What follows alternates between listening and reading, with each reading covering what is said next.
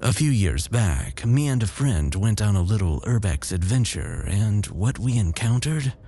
Well, I'm not sure what it was, but, well, let me just tell you about what happened. I've known Max since the 2nd grade, and that's a long time to know someone. We were in a band in high school, we went to the same college, and have stayed close even after graduation. We started doing urbex, or urban exploration, several years ago, right after high school. It began as a dare, a challenge to explore an old abandoned factory on the outskirts of town. We were hooked from the moment we stepped inside that decaying building. Our flashlights cutting through the darkness, revealing the secrets of a place long forgotten. Now, Max and I are a bit of an odd pair when it comes to urbex. I'm the cautious one, always double-checking our gear, researching the locations, and planning our escape routes. Max, on the other hand, is the daring and impulsive one. He's the guy who'll climb on top of a rickety staircase just to see what's up there, or will squeeze through a narrow opening to explore a hidden room. "Don't you ever wonder what's behind that door, Jake?" Max would often say, his eyes gleaming with excitement. I would usually respond with something like, "I do, but I also wonder what's holding up that ceiling." We've explored a lot of places together, from abandoned subway tunnels, malls, a hotel, even an old mine. Each place had its own story, its own mystery, and we were there to uncover it, to document it, and to experience it. But we respected the places that we explored. We never took anything but photographs, never left anything but footprints. We weren't there looking for ghost or paranormal experiences either. We were there for the history, the architecture, the adrenaline rush of being somewhere that was usually forbidden. Max's daring nature often led us to places that I would never have considered, but it was my caution that kept us safe. We balanced each other out, and that's what made us such a great team. It had been a few months since our last exploration, and the itch for a new adventure was growing. We needed something different this time, something challenging, something that would push us to our limits. So one afternoon when we were hanging out, I mentioned that we needed to plan our next adventure. Max's eyes sparkled and he leaned across the table, his voice dropping to a conspiratorial whisper. "Jake, have you ever heard of the old Willowbrook Asylum?" I looked up from my coffee, a chill running down my spine despite the warm ambiance of the cafe. "The Willowbrook Asylum," I repeated, trying to keep my voice steady. "I can't say that I have." Max's grin widened and he pulled out his phone, quickly tapping on the screen. "It's upstate, kind of remote. They say it's haunted, man. Ghost sightings, unexplained phenomena, the works." I raised an eyebrow, skeptical but intrigued. "Haunted? Come on, Max, you know I don't go in for that paranormal stuff." He waved a dismissive hand. I know, but listen to this." He leaned closer, his voice dropping to a hushed tone. "There are rumors of patient mistreatment, dark experiments, and twisted doctors. They say the place was chosen for its isolation, for a reason." I felt a shiver run down my spine. Max's excitement was infectious, and the legend was undeniably fascinating. But still, I didn't believe in the paranormal. He was undeterred though, scrolling through his phone showing me online articles, photographs, and forum discussions about the asylum. The images were haunting. Broken windows, peeling paint, and overgrown vegetation. All shrouded in an eerie silence that seemed to reach out from the screen. I, of course, discounted the paranormal claims, but the place did look like it would be cool to explore. I mean, look at this place, Jake," Max urged, his voice filled with excitement. "It's a piece of history. It's gonna be a perfect place to explore." I stared at the images, feeling a strange pull, a curiosity that gnawed at me. The place did look cool, and Max's enthusiasm was hard to resist. "Think about it," Max said, leaning back, studying my face. "We've done subway tunnels, factories, schools. This could be our biggest adventure yet." "All right," I said slowly, my heart pounding in my chest. "Let's do it." Max's face lit up and he reached across the table to clasp my hand. "You won't regret it, Jake. This will be an adventure that we'll never forget. Hey, man, maybe you'll even see a ghost." I doubt it. I chuckled. The days leading up to our planned exploration were a whirlwind of preparation and research. Max was all energy and excitement, driven by the thrill of the unknown. I, on the other hand, was the voice of caution, the one who insisted on safety protocols and emergency contacts. It was a dynamic that had served us well in our previous adventures, and I saw no reason to change it now. We gathered all the usual essential equipment. Flashlights with extra batteries, walkie-talkies, safety gear, and a first aid kit. Max was bringing a couple of cameras too. Up until now, we had always just used our phones, but he wanted to upgrade things. Now, before we go any further into the story, let me give you a little history about the asylum so that you'll understand better why Max was so excited. The history of the Willowbrook Asylum is a tale that seems to have been torn from the pages of a horror novel.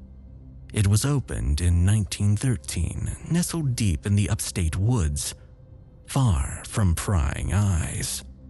A place where secrets could be kept and where the cries of the tormented would be muffled by the thick forest that surrounded it. The official story was that Willowbrook was a state-of-the-art facility for the mentally ill, a place where cutting-edge treatments were administered and where patients could find solace and healing. But when you delve deeper into its history, a more sinister picture begins to emerge. In the 1930s, under the direction of Dr. Harold Whitaker, the asylum became a breeding ground for inhumane experiments. Patients were subjected to electroshock therapy. Lobotomies were performed with reckless abandon, surgeries without any anesthesia, and the so-called hydrotherapy treatments were nothing short of torture. In one old newspaper clipping that I found, a former nurse, speaking under the condition of anonymity, revealed that patients were often left in ice-cold baths for hours, their screams echoing through the hallways. Dr. Whitaker believed that all of this would purge their madness from their souls. But it gets worse. There were rumors of patients disappearing, never to be seen again. Some say that they were the subjects of even darker experiments hidden away on the topmost floor and in the surgical wing. There were more stories like this. A nurse's grim demise, a doctor's mysterious disappearance, a fire that claimed several lives. The list went on and on. You get the idea. These were the stories that had Max so excited. But as I continued our research, another narrative began to emerge. A counter-narrative, if you will. One that painted the asylum as a pretty normal place. One that said that people exaggerated what happened there. They argued that the asylum was closed in the mid-60s due to the opening of more modern facilities, not because of any dark secrets. This mundane version seemed more likely to me to be in line with reality. It was easier to digest, less nightmarish. All the horror story stuff was just urban legends. But Max, ever the dreamer, was drawn to the darker narrative. Anyway, the day finally arrived. We packed everything into Max's car, double-checking our supplies, and then we headed out. The car's headlights cut through the darkness as Max and I wound our way along the secluded route to the asylum. The road was narrow, hemmed in by dense woods, and the asphalt was cracked and worn, a testament to years of neglect. Max had insisted on this path, a way to avoid detection, and as we drove, the shadows seemed to close in around us. Then, as we neared the edge of the property, the weather began to turn ominous. Clouds rolled in, covering the moon, and a cold wind started to blow, rustling the leaves and sending a shiver down my spine. The car's interior felt suddenly claustrophobic, and I rolled down the window, letting in fresh, albeit chilly, air. "We're almost there," Max said, his voice now more serious. "Ready?" I nodded, though I wasn't sure if I truly was.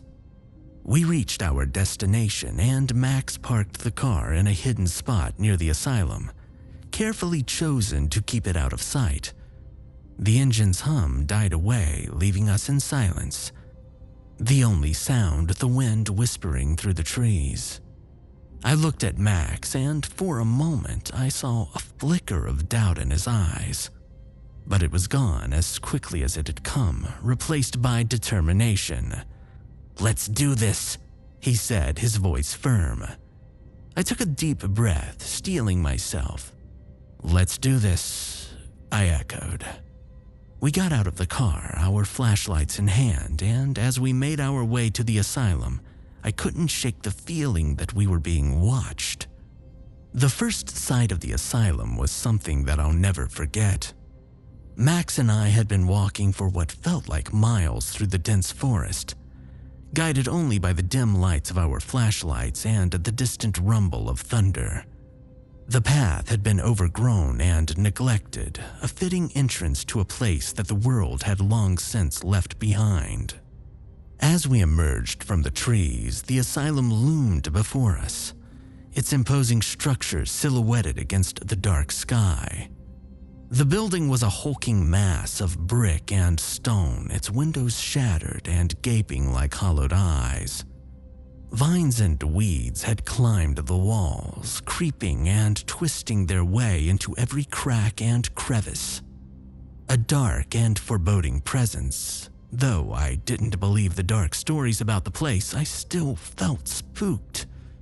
The place just seemed wrong. Max stopped to snap a few photographs, his face illuminated by the flash, his eyes wide with a mixture of awe and excitement. I couldn't help but feel a growing sense of dread as I took in the sight. The building's Art Deco facade, once grand, was now worn with decay and years. Paint peeled in long, ragged strips. Its heavy metal shutters hung rusted and askew. It was as if the very soul of the place had been torn away, leaving behind only a shell. "Can you believe this place?" Max said, his voice barely above a whisper. "It's like something out of a horror movie." I nodded, my eyes fixed on the building. "Yeah, it's definitely got a presence." A flash of lightning lit the horizon, casting an eerie glow over the asylum. For a brief moment, the shadows seemed to dance and shift, and I could almost see the faces of those that had once called this place home. The image was gone as quickly as it had appeared, but the chill it sent down my spine lingered. "We should get moving," I said, tearing my gaze away from the building. "We need to find a way in." Max nodded, stowing his camera away. "Right, let's do this." We moved towards the fence. The fence surrounding the asylum was a twisted mess of rusted metal and overgrown vines, a barrier that had seen better days. "Over here!" Max whispered, his voice barely audible over the distant rumble of thunder. He pointed to a section of the fence where the metal was bent and corroded. The dark clouds overhead seemed to press down on us, adding to the sense of foreboding that had settled in my gut. I followed him, my heart pounding in my chest. We were committed now, there was no turning back. The hole in the fence that Max had found wasn't big enough to get through. "We won't be able to get through here," I said. "Let's look for another entrance." Nah, let's just make this one bigger," Max said as he took off his backpack and took out a pair of wire cutters. He glanced up at the sky. "It's gonna start raining soon, and I want to go ahead and get inside." Max worked the cutters, carefully snipping through the weakened links. The sound of metal against metal was shockingly loud in the still night. I found myself glancing over my shoulder, half expecting to see a cop or some other unwanted observer. "Got it," Max said, pulling the cut section of fence back to create an opening. His eyes sparkled again with excitement, but I could see a hint of tension in the set of his jaw. We were both feeling it. The thrill of the adventure mixed with a growing sense of unease. We slipped through the fence, our movements deliberate and cautious. The overgrown yard was a minefield of debris and hidden obstacles.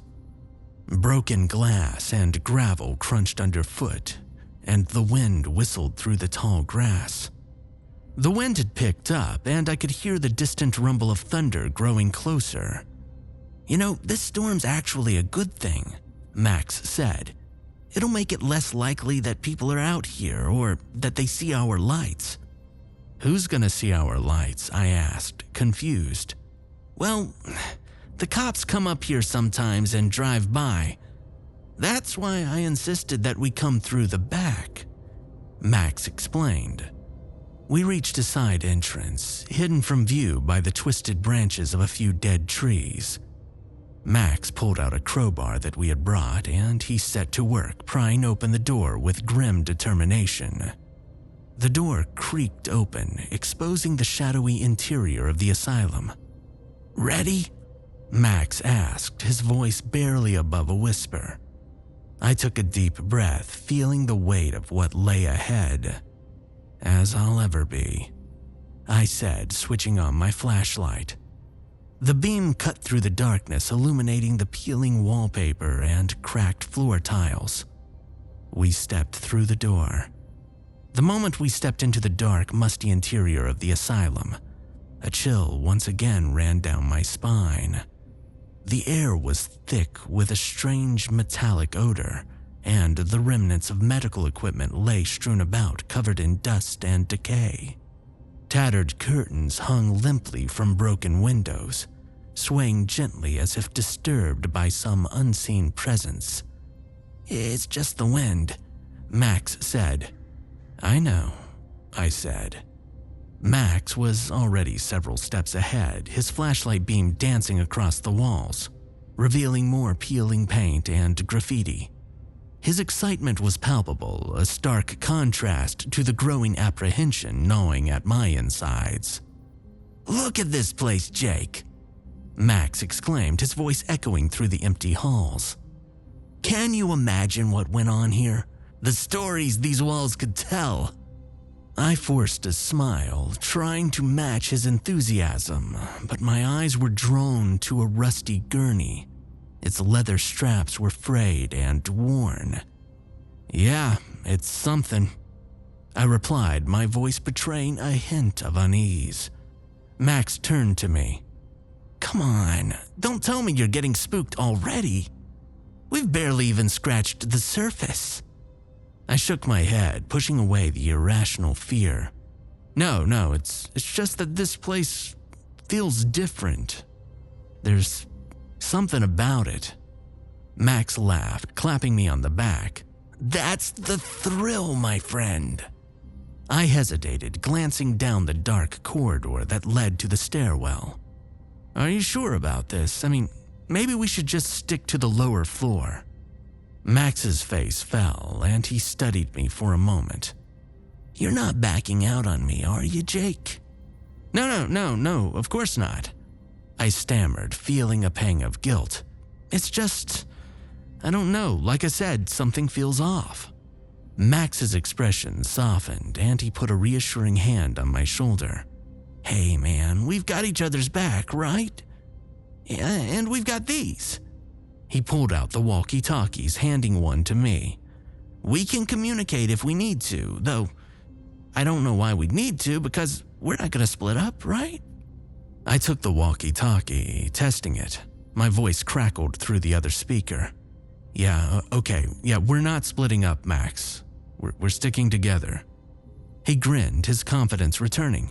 Yep, that's fine by me. Now, let's explore." We ventured deeper into the asylum, our flashlights cutting through the darkness, our footsteps echoing in the silence. The metallic odor grew stronger, but was now masked with that of must and decay. We started exploring the ground floor. Max and I moved cautiously. Our flashlights revealed glimpses of a time long past. The walls were stained with age, and the floors were littered with broken furniture, shattered glass, and the remnants of medical records. "Look at this, Jake," Max said, his voice barely above a whisper as he picked up a tattered patient file. "They just left all this stuff." I glanced over his shoulder, reading the faded ink. "This has got to be a HIPAA violation or something," I replied, my voice tinged with both fascination and unease.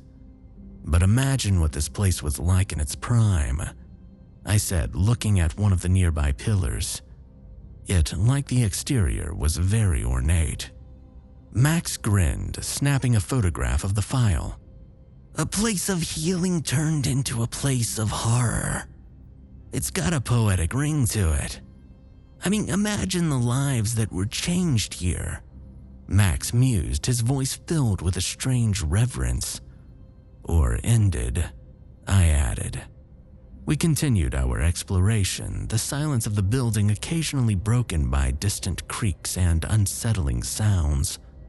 More than once we paused, listening intently, wondering if we were truly alone. "Did you hear that?" I asked, my heart pounding in my chest. Max's eyes narrowed. "It's probably just the building settling. Old places like this make all sorts of noises." I wasn't convinced, but I said nothing. We pressed on, our footsteps echoing in the empty halls as we made our way to the staircase leading to the higher floors. The second floor was a mirror image of the first, its rooms filled with rusted medical equipment and peeling paint. One wing was labeled the children's ward. Max and I had cautiously stepped through the doors, and an immediate chill had run down my spine. The rooms were filled with the eerie remnants of childhood, faded drawings on the peeling walls that seemed to watch us, their innocence now twisted into something haunting. Abandoned toys lay scattered on the floor, their once bright colors dulled by years of neglect. There were small-sized beds and chairs covered in dust and decay. A lingering sadness permeated the air. In a room at the far end of the ward, we found an old nursery, the cribs lined up like ghostly sentinels. "Why are there cribs?" I asked. Never mind, I'm not sure I want to know." "I guess that crazy starts young," Max said. Let's get out of here," I said. Max agreed, and we left the ward. We continued to the third floor, our conversation turning more somber as we delved deeper into the asylum's dark past. Then a noise stopped us in our tracks. A faint rustling followed by a distant thump. "Someone else is here," I whispered, my breath catching in my throat. Max's face turned serious. "Could be the cops, or someone that saw our lights." We found a shadowy corner and we hid, our hearts pounding, our breaths held. The minutes ticked by, each second stretching out into an eternity as we listened for any sign of movement. Finally, after what felt like hours, Max broke the silence. "I think that we're alone, but let's be careful. Keep the lights low and watch out for the windows." So we continued with our exploration, now with a heightened sense of caution. The main part of the third floor was a labyrinth of patient rooms, therapy areas, and offices. We found old photographs, journals, and even a room filled with abandoned art supplies. As we made our way through the twisted corridors, I couldn't shake the feeling that we were being watched. The shadows seemed to dance, and the air grew heavy with a sense of foreboding. We reached a wing that branched off in two directions. A pair of heavy, rusted metal doors immediately told us that this was where the most dangerous patients had been kept. "This must be the high security ward," Max said as he walked forwards. He pushed open the door. I hesitated, then followed him. The air in this ward was thick with tension. The halls lined with padded isolation cells. The padding, now torn and yellowed with age, absorbed sound, making our footsteps eerily quiet. I could almost hear the muffled cries and whispers of those that had once been confined here. Max whispered, "Imagine the stories that these walls could tell." I couldn't help but shiver, feeling the weight of the past pressing in on my soul. We finished exploring the ward and exited through the rusted doors. Across the way, we saw another set of heavy doors. Both open wide, but the corridor behind them was sealed by a massive metal portcullis, its heavy bars interlocking to form an impenetrable barrier. It loomed like a relic from a medieval castle. Above the door was a sign that read, "Surgical Procedures." Max grabbed the security gate and pulled upwards, trying to open it. It didn't budge. He looked around, trying to find a way to open it. "There's gotta be a way to get this open," he said. As he said this, a grinding sound like metal on metal echoed through the halls. I could almost have sworn that it came from behind the gate that was before us. Max paused and looked at me for a second, before continuing to search for a lever or something to open the gate. "Look, Max, I think that we've seen enough," I said. "Let's head back." Max looked at me confused. "No, we're almost finished. We've come this far. Let's explore the rest of the place. I mean, we may not be able to get this gate open, but there's still the 4th floor." We argued for a bit, but eventually I agreed to continue. And with that, we headed towards the stairs to the 4th floor. The 4th floor was different from the other floors. At the top of the stairs, we were greeted by a massive set of doors. These were larger and heavier than those in the high security ward. Above the doors, engraved in the granite, was carved, "Intensive Treatment Unit." We had finally reached the section where, according to all the rumors, the most troubling events had taken place. This, and of course, the surgical procedures wing that we hadn't been able to get into. Max pushed open the doors and we went in. We were greeted by a lobby with a massive desk. "I guess that this would have been manned by nurses or orderlies," Max said. 2 halls branched off from the lobby area. Each again had a massive door, and engraved above each door was a label: "Therapeutic Intervention" to the left, "Observation and Recovery" to the right. For some reason, this floor seemed to be less decayed than the rest of the building. Through the windows, I could see that the storm outside was growing stronger. Lightning lit the horizon and thunder rattled the windows. The wind seemed to carry whispers of the past, and I couldn't shake the feeling that we were being watched. "Look, we've seen enough, Max," I said, my voice betraying a hint of the unease that I felt. "The storm's getting worse. We should head back." Max turned to me, his eyes gleaming with excitement, undeterred by the ominous atmosphere. "Come on, Jake. We're just getting started.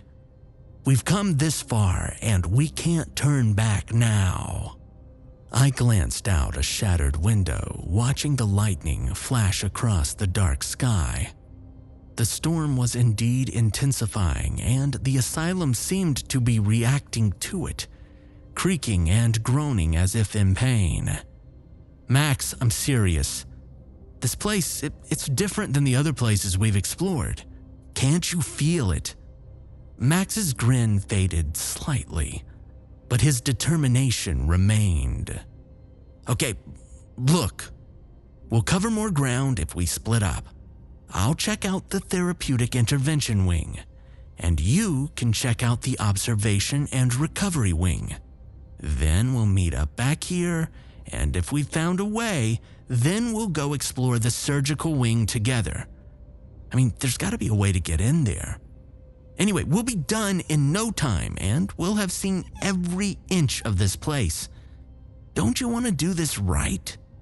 I stared at him, disbelief mingling with fear. "Split up? Here? Are you out of your mind?" He clapped me on the shoulder, his grin returning. "Hey, we've done it before, buddy. We'll stay in touch via walkie-talkie. It'll be fine." I looked into his eyes, searching for any sign of doubt, but I found none. Max was as fearless as ever, but his usually infectious enthusiasm had lost its potency. This place was different. I could feel it in my bones, and I was ready to leave. But what was I gonna do? "All right," I finally said, my voice barely above a whisper. "But we stay in constant contact, and if anything feels off, we meet back here immediately. Deal?" Max's face lit up and he extended his hand. "Deal." We shook on it. The decision was made, and there was no turning back. The storm raged on outside. "Oh, be sure to take pictures so that I can see what I missed," Max said. "Okay, will do," I promised. Max headed to the left into the therapeutic intervention wing. I headed right and pushed open the doors. The observation and recovery wing awaited. I glanced back one last time to see Max's retreating figure, a growing sense of dread settling in my stomach. As I ventured further into the shadows, I couldn't help but wonder if we had made a grave mistake. The storm howled, the asylum creaked, and the darkness seemed to close in around me. I paused and tried to calm myself. It was all in my head. It would be okay. I would just check it out, take some photos, and then we could get out of here. The main corridor of the observation and recovery wing was narrow and suffocating, its walls covered with peeling paint and the remnants of old warning signs. My flashlight's beams danced across the floor, revealing patches of mold and the occasional rat scurrying away from the intrusion of light.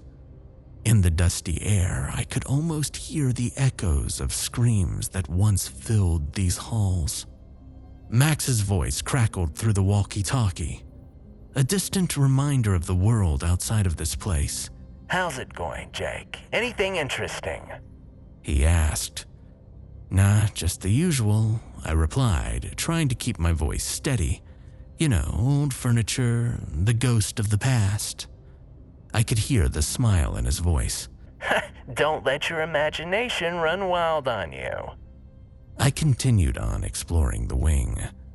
I reached a side hall with a heavy metal door hanging ajar, its lock long since broken.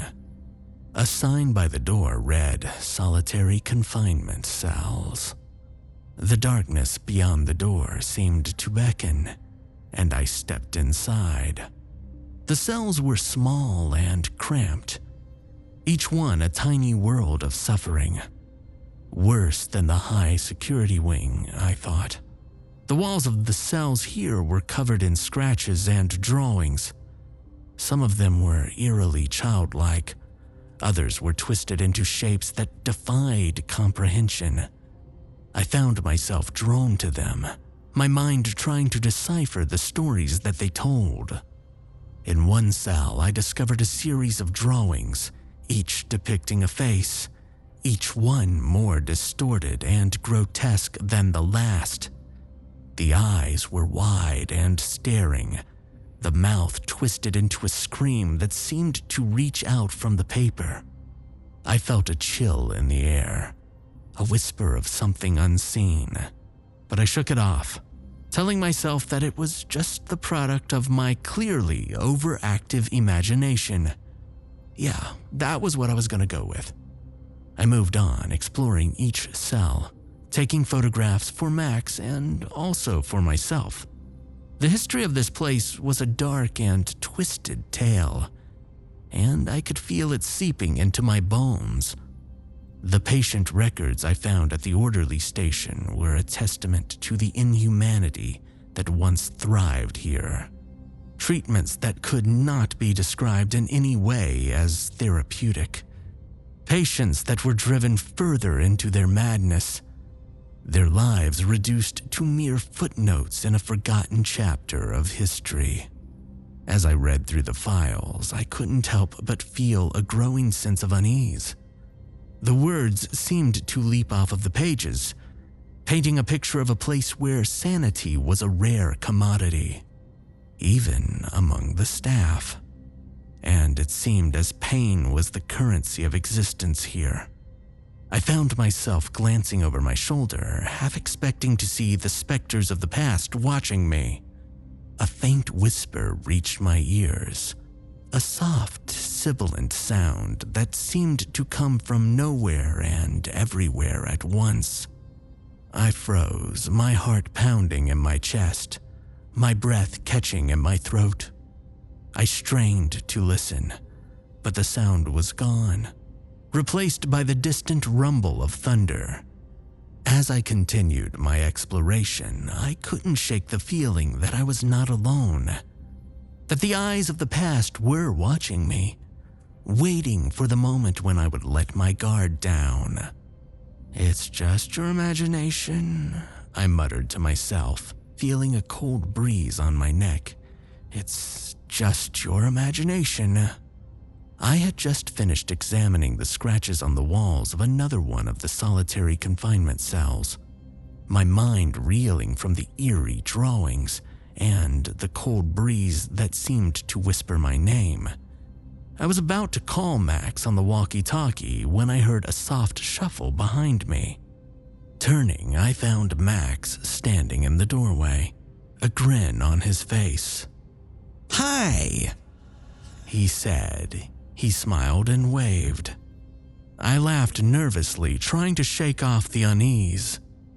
"Dude, you scared me, Max. I thought that you'd still be in the other wing." "Yeah, I finished up there," he said, his grin widening. "I thought I'd find you. Something about the way that he said that, the repetition, sent yet another chill down my spine. Max didn't talk like that. I don't think that I've ever heard him repeat himself, at least not that way. It was weird. "Max, are you okay?" I asked. "You're acting really strange." "Strange? Strange?" he echoed, tilting his head. "No, I'm fine. I'm just fine. Just fine. Fine. Okay, yeah, okay, man. Whatever. Let's go. Let's check out the surgical wing, if we can get in there, I said, with some reluctance. Let's just get out of here. I started to head for the wing's exit, and Max fell in beside me. So, how was the other wing? I asked. Fun. Max said. I stopped and looked at Max. Fun? Something about the way that he said it was again weird. Not like it was actually fun. His tone was kind of sad sounding. It was extra disconcerting because Max still had that creepy grin. Max, come on, man. Stop messing with me, I exclaimed. He continued to stare unblinkingly at me. Max's grin began to grow even larger, his head tilted at an almost impossible angle. Max, dude, stop it! I snapped, anger and fear whirring within me. This isn't funny, you're freaking me out. His grin widened further, if that was even possible, and his eyes glowed. Freaking you out? Freaking you out? He repeated, his voice a chilling monotone.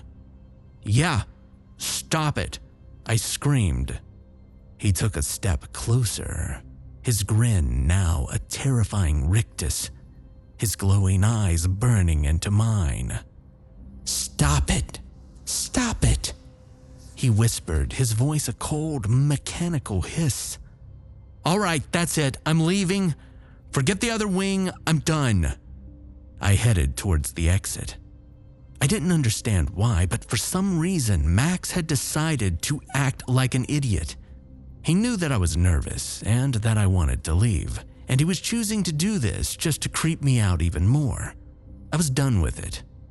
I had taken a few steps when the walkie-talkie crackled to life, and Max's voice came through, clear and unmistakable.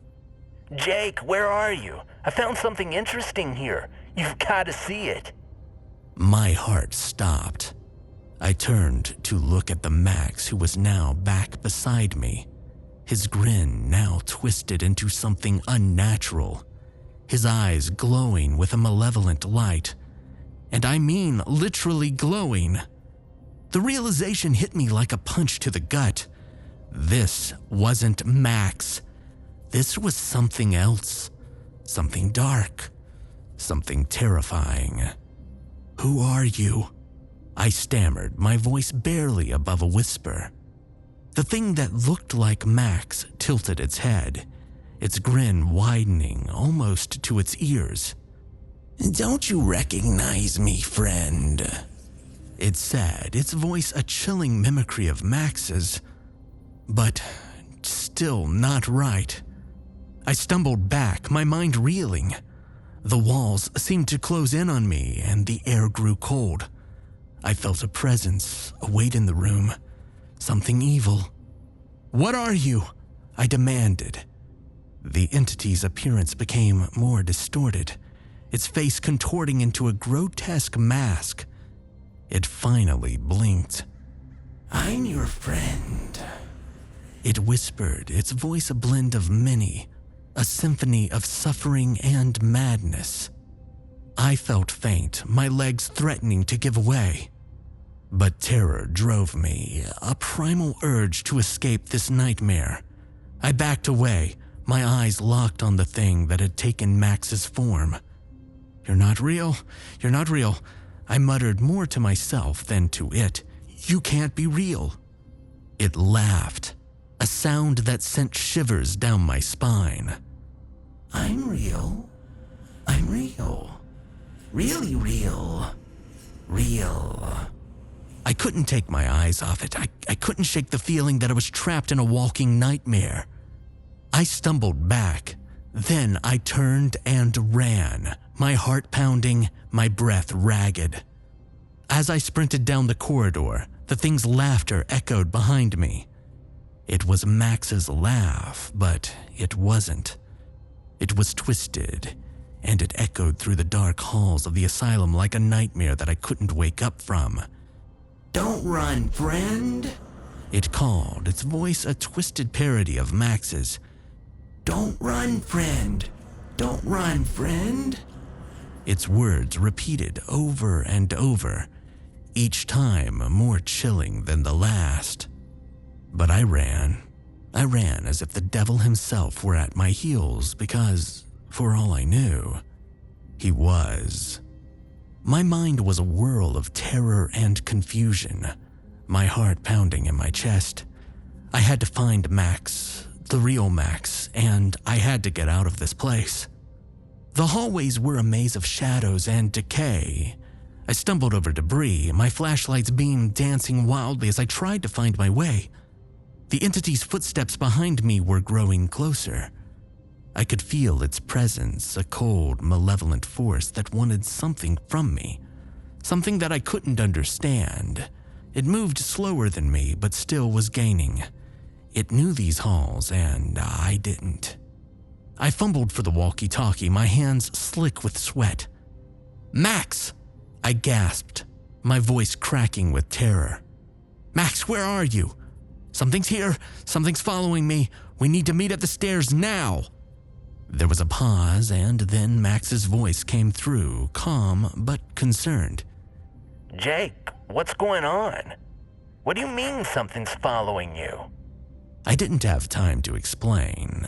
I didn't have the words to describe the horror that I had just seen. "Just get to the stairs," I repeated. "Hurry, Max, please." I could hear the entity's laughter again, closer now. A sound that seemed to crawl under my skin and stay there. "Don't run, friend," it taunted. I ran faster, my legs burning. As I stumbled through the entrance of the observation wing, I found Max standing in the lobby area. Confusion was plastered across his face, and his eyes were wide with confusion. This was the real Max. My heart was pounding so hard that I could hear it in my ears, a relentless drumming that matched the terror seizing my every thought. "Jake? What's going on? You sounded panicked over the walkie-talkie." I grabbed his arm, my fingers digging into his flesh. "We have to get out of here, Max, now." "What? Why?" He looked at me, his eyes searching for answers. "It's not you, Max," I whispered, my voice cracking. I saw you, but it wasn't you. Its eyes were glowing. It grinned at me. Max, it grinned with your face. Let's go." Max's confusion seemed to turn into something similar to understanding, and then to fear. His eyes widened as he looked over my shoulder into the observation wing. I followed his gaze and saw the entity approaching. The asylum seemed to come alive around us. A distant scream echoed through the hallways, a sound that couldn't be described as human. Doors slammed in rapid succession, a cacophony of bangs that resonated through the decaying halls. The dead lights flickered on and off, casting eerie shadows that danced and twisted like malevolent spirits. Yeah, you're right. We need to leave. We need to leave now," Max said, his voice filled with panic. We ran, our footsteps echoing in the empty corridors, our breath ragged and desperate.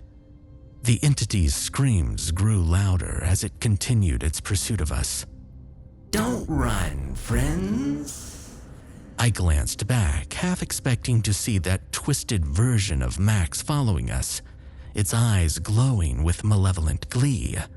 But instead, I saw its face flickering, changing constantly from face to face like a person flipping through TV channels. For some reason, at times, the faces seemed familiar. "We have to keep moving," Max urged, pulling me forward. "We can't let it catch us."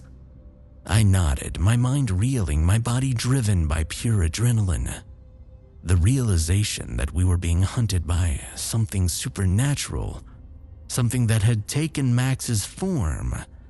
Some sort of monster. It was a nightmare that I just couldn't wake up from. The asylum seemed to stretch on for forever. Its dark corridors, a never-ending path of terror. But we ran, driven to survive. The entity's presence was a constant shadow, just behind us, a dark force that lurked just out of sight. Its screams a constant reminder of the horrors that awaited us if we faltered. We had to escape. We had to get out of here before it was too late, before it caught us. We stumbled down the stairs and raced through the halls, retracing our steps through the asylum. At times, I was afraid that we were lost. Ahead, a heavy set of doors loomed, half opened. We raced through them and down the hall. We were confronted with a large set of closed doors. We paused at them, and I looked at Max. I saw confusion in his eyes. I had the feeling that we had made a wrong turn. I heard the entity bellow again. It seemed like it was close behind us. With no other option, we burst into the room. Our flashlights swept across the space, revealing old operating tables and surgical tools. The smell of decay and something metallic filled the air. The room was large, filled with shadows that seemed to dance and writhe. But there was no exit, no way out. It was a dead end. We were in the surgical procedures wing, and this was the operating theater. The door slammed shut behind us with a deafening crash, and I felt a chill run down my spine. The room seemed to close in on us, the walls pressing in, the ceiling lowering. I could hear the entity's voice outside the doors. It was now just a whisper, but then other whispers seemed to come from the shadows themselves. A soft, insidious sound that promised pain and terror. Max's hand found a rusted scalpel on one of the tables, and he picked it up, holding it defensively. His eyes were wide, his face pale. "Jake," he whispered, his voice trembling. "What do we do?" I was frantically searching for another way out, my mind racing, my body on the edge of collapse. The room was filled with remnants of a time long past, a time of suffering and darkness. The operating tables were stained, the surgical tools rusted and twisted. Everything was covered in a layer of dust and grime, a testament to the years of neglect. "We have to find a way out," I said. "There's gotta be another door, a window, something." But there was nothing. The room was sealed, a trap that had been set for us, and we had walked right in. The entity's voice grew louder. It was in the corridor just outside the doors. There was suddenly a soft and mocking laugh that seemed to come from all directions. I could feel something watching us, something's eyes on us, a presence filling the room. It was there in the shadows, waiting. Max was gripping the scalpel so tightly that his knuckles were white. "Jake," his voice barely above a whisper. "It's here." I knew he was right. I could feel it too. Evil was in the room. The room was alive with it, the air thick with its malice. It was here, and it was hungry. We were trapped, and there was no way out. The operating room had become our prison, and the entity was our jailer. All we could do was wait. Then the room's temperature plummeted suddenly. It dropped so low that my breath misted in the air. I could see Max's eyes widen in the dim light of our flashlights. The once musty smell of the old operating room was replaced by the sterile tang of antiseptics, and the creaking of the building seemed to morph into the distant murmur of voices. "Jake, do you see that?" Max's voice was a hoarse whisper, his eyes fixed on something beyond my shoulder. I turned and my heart stopped. Ghostly apparitions of patients and doctors were materializing around us, their translucent forms flickering in and out of existence. Nurses in faded uniforms moved with purpose, tending to spectral patients that were strapped on operating tables. Surgeons with hollowed eyes and blood-stained aprons were performing surgeries, their hands moving with mechanical precision. But it was the figure at the center of the room that held my attention. A figure that seemed more solid, more real than the others. I recognized him from the photos that I had seen while researching the asylum. It was the head surgeon, Dr. Harold Whitaker. His eyes were glowing with an unnatural light, his face twisted into a smile that was anything but comforting. He was looking directly at us, and as he began to approach, I felt a chill that had nothing to do with the temperature. "Max, we need to get out of here." I managed to choke out, but my legs wouldn't move. I was paralyzed with fear, trapped in a nightmare that was all too real. Not that it would have mattered if I could have moved. There was nowhere to go. The surgeon's voice was a deep, menacing baritone. "Welcome, gentlemen. We've been expecting you." "Jake, what is this?" Max asked. "I don't know," I whispered, my eyes locked on the approaching entity. The surgeon was now just feet away, his eyes boring into mine, his smile widening. "Don't be afraid," he said. "We're here to help you, to heal you." The room began to spin. I could feel it closing in as the ghostly figures moved closer, their faces twisted in agony and madness. The surgeon's hands were now visible, twisted surgical instruments gleaming in his grasp. Max and I backed away, but ghostly orderlies stood behind us. I decided that maybe we should just try to run, try to get through the doors, deal with the thing in the hall. It had to be better than this. But it was too late. The surgeon was upon us, his eyes glowing with malevolent intent, his voice a chilling promise of pain and terror. "As I said, welcome to the asylum." Suddenly, the door burst open. The entity from earlier burst in. The doctor's eyes flickered towards it, confused. The entity that had mimicked Max glowed bright as it saw the doctor. Its face morphed too fast to allow clear identification of any one face. All that I could tell was that it was now suddenly extremely angry. "Doctor!" it roared. The doctor leaned back a bit on his heels, suddenly seeming amused. "Ah, you're back for more fun.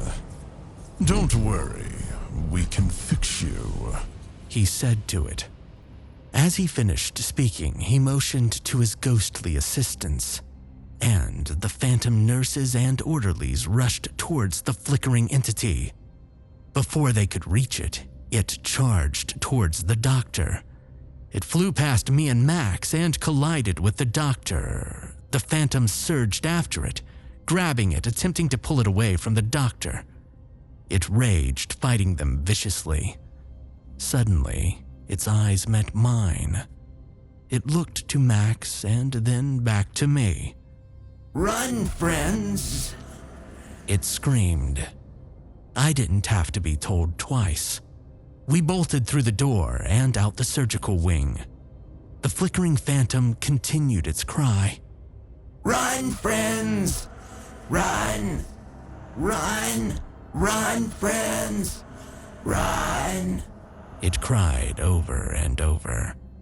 We raced down the stairs, down the halls. We finally reached the ground floor. We could still hear the screams, which were now unintelligible.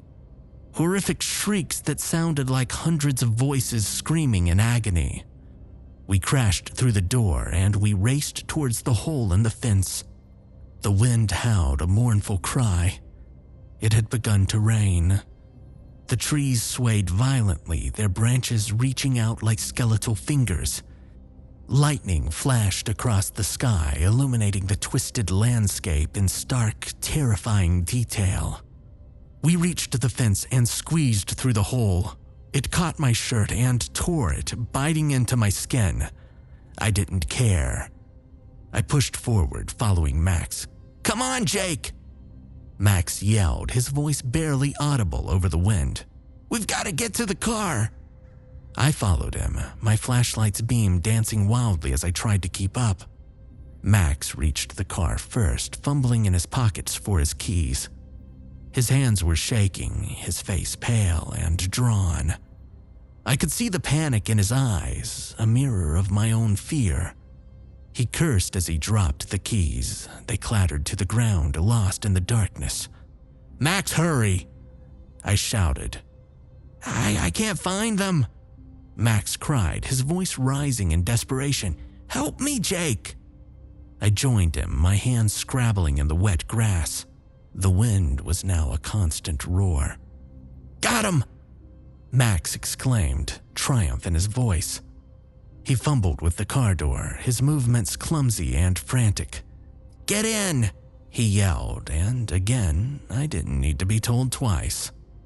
We scrambled into the car, slamming the doors behind us. Max jammed the keys into the ignition and the engine roared to life. I looked back, my heart in my throat. I expected to see the asylum lit up or figures chasing us, but there was nothing. Only the dark, abandoned building, lit only by the storm. Max threw the car into drive and the car flew away from the asylum. We made it home, our bodies physically unscathed, but our minds forever scarred by what we had witnessed. Neither Max nor I spoke for most of the drive. What words could possibly capture the horror of what we had seen? In the days and weeks that followed, we tried to make sense of it all, to rationalize what had happened. Sleep was elusive in those days, haunted by the flickering entity's cries of, "Run, friends, run," and the screams of agony that had echoed through the asylum's halls.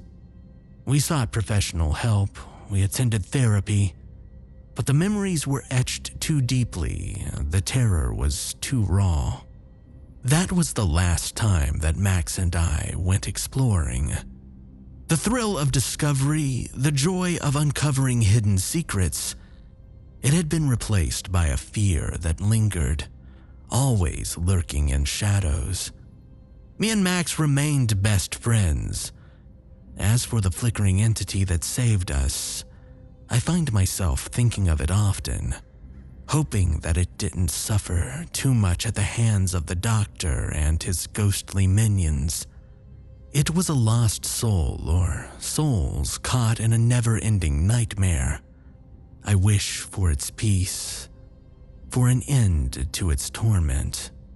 Sometimes, late at night, when the wind howls and the storm rages, I find myself staring out the window, my mind drifting back to that dark and twisted place. And I wonder if the flickering entity is still there, still fighting. I hope not. After all, I think that it really was a friend.